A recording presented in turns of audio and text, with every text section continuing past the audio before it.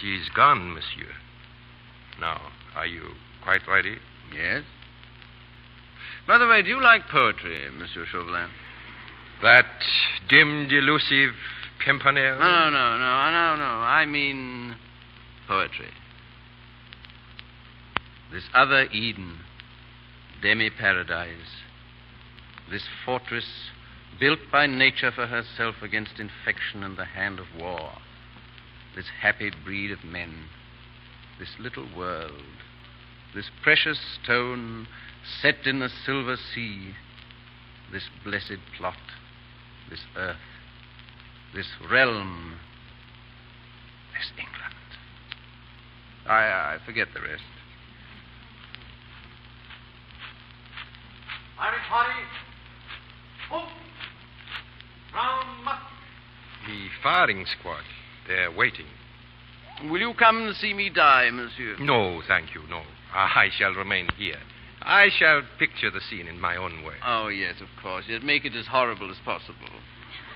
Yes. Good night, monsieur. Good night. Roll. Present. Present. Fire. Ah. That dim, delusive Pimpernel.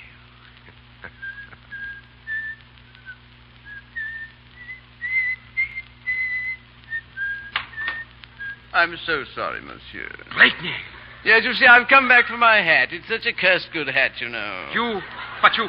Oh, no. Don't look at me like that. Sink me if you don't think I'm my own ghost. Get up! Oh, you mean the captain of your firing squad? I'm afraid it'll be an hour or so before poor Captain Duroc will be able to resume his duties.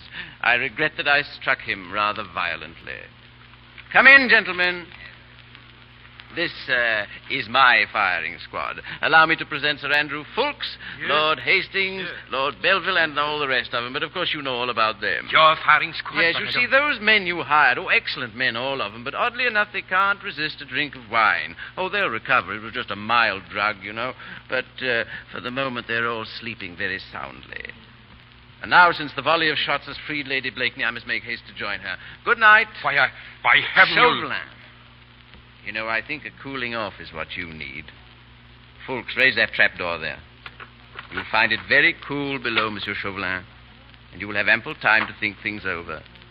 Bonsoir, monsieur. Vive la France. Long live the king.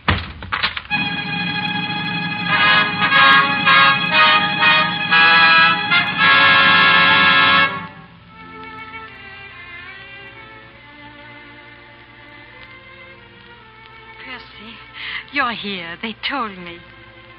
Yes. Marguerite, my darling, I'm here. We're on our way to England. That's all you have to know. Are we free now? Really free? I'm free, my sweet. But you... You know, Chauvelin said that you would not be free until the moment I die. Darling. And I won't let it be a moment sooner.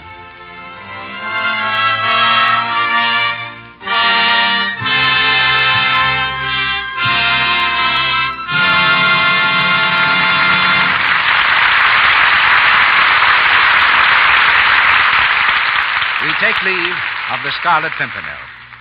You know, hearing the Brownings get all excited over Christmas reminds me of something, and I'd like to tell you about it before Mr. DeMille comes back with our stars. I want to tell you a very snappy way to trim your Christmas tree. All you need is your old friend Lux Flakes. Now listen. Pour a large box of Lux Flakes into a big bowl and add 2 scant cups of lukewarm water. Whip it up with an egg beater. Gosh, it's wonderful the suds you get. A big pan full of fine white suds that look like whipped cream in the bowl and like real snow on the Christmas tree. Now, take handfuls of the suds and spread them with your fingers all along the branches of your Christmas tree. If you want an even more glittering effect, while the suds are still moist, sprinkle the tree with artificial Christmas snow, the kind you get in the stores. Boy, what an effect you get. Your tree looks as though it had been out in a real, honest-to-goodness snowstorm. It certainly is pretty, all sparkling and everything. And you know, this is one way to help your tree last longer, because the Lux suds cling to the needles and keep them from drying out and falling off too soon. Want me to repeat the recipe? A large-sized box of Lux Flakes, 2 scant cups of lukewarm water. whip with an egg beater. That's all. Be sure to get the large size box of Lux so you can make plenty of snow. Here's Mr. DeMille. Our stars drop their roles. Lady Marguerite is again Olivia De Havilland, and the Scarlet Pimpernel becomes Leslie Howard. Well, it was every bit as enjoyable bringing this play to the air, Mr. DeMille, as it was bringing it to the screen. As Madame Grenier told us, the Scarlet Pimpernel really actually existed. I confess I didn't know that until I was making the picture, because surely no character seemed more a piece of elaborate fiction. So naturally, when someone sent me a note and said he belonged to Sir Percy's family, I wondered whether one of my friends had thought up the gag, you know. It was slightly embarrassing not long after when a Mr. Blakeney, a descendant of the original Scarlet Pimpernel, introduced himself to me. 2 weeks ago, Mr. Howard, I heard you say something on this program about turning motion picture director. Earlier tonight, Mr. DeMille added the word producer after your name. Apparently, you're really going into the picture business in all its branches. Oh, you scare me, Olivia. As a matter of fact, we expect to produce certain pictures in England, but just to be sure that our efforts will appeal to our American audiences, we're going to write our first story right here in Hollywood. It'll be the first time, I believe, that this has been done by an English unit. Well, there's no reason why the tie that binds the nations can't be made of celluloid. Mr. Havilland, you've been out of Hollywood a long time, filming Dodge Cities. Any adventures on location? Well, I'm the Dodge City Dodger. I've been dodging kidnappers. Not kidnappers. Yes, kidnappers. Really? Let me tell you. We were on location near Modesto in the prairie country, and a very fine place, I thought, for a nice, quiet walk. But it seems that 2 very tough-looking gentlemen also decided to take a nice, quiet walk and follow me. And after a couple of miles, they were still right on my heels.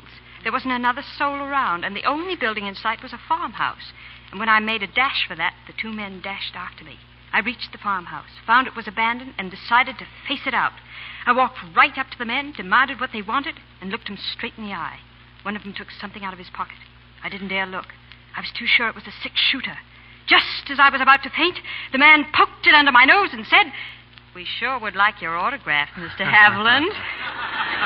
Believe me, gentlemen, I signed. Well, Mr. DeMille, I hate to say goodnight, but I guess it's time to. Thank you for another grand evening. Yes, with an added thank you to all who worked with us in the cast. Good night, C.B. Good night, Mr. Howard. Good night, Olivia. There's a great show awaiting you here next Monday night. Listen for Mr. DeMille's announcement of it shortly.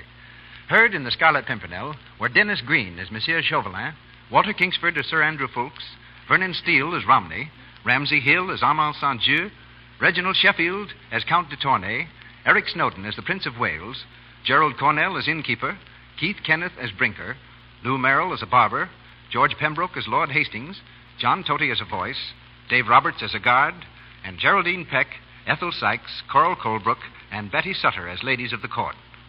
Mr. Haviland's current film is the Warner Brothers comedy Hard to Get. Mr. Howard is co-director of the new picture Pygmalion. Our musical director, Louis Silvers, appeared through courtesy of 20th Century Fox Studio, where he was in charge of music for the new picture Kentucky. We want to remind you that this is the time to help the 1938 drive to fight tuberculosis. Help make the world safer. Purchase your supply of anti-tuberculosis Christmas seals now. Use them on all your Christmas mail. Show that you are helping, too, to fight the dread disease. Buy seals for Christmas, and you buy health for the new year. Mr. DeMille. It carries a punch like a prizefighter's fist, the play you'll hear next Monday night. Kid Galahad. An exciting drama of the squared circle. It's the story of a manager, the boy he picks to win the title, and the women who love this naive thunderbolt called Kid Galahad. The same 2 stars you saw in the picture bring the play to our stage. Edward G. Robinson and Wayne Morris, and with them, Miss Joan Bennett and Andrea Leeds.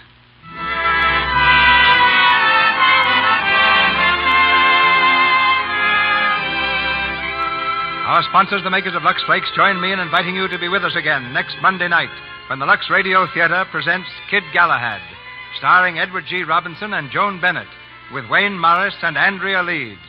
And as the evening's special guest, the former heavyweight champion of the world, Jack Dempsey.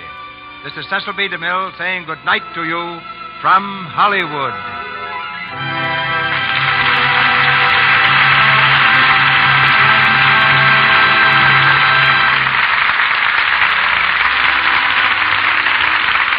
The announcer has been Melville Ruick.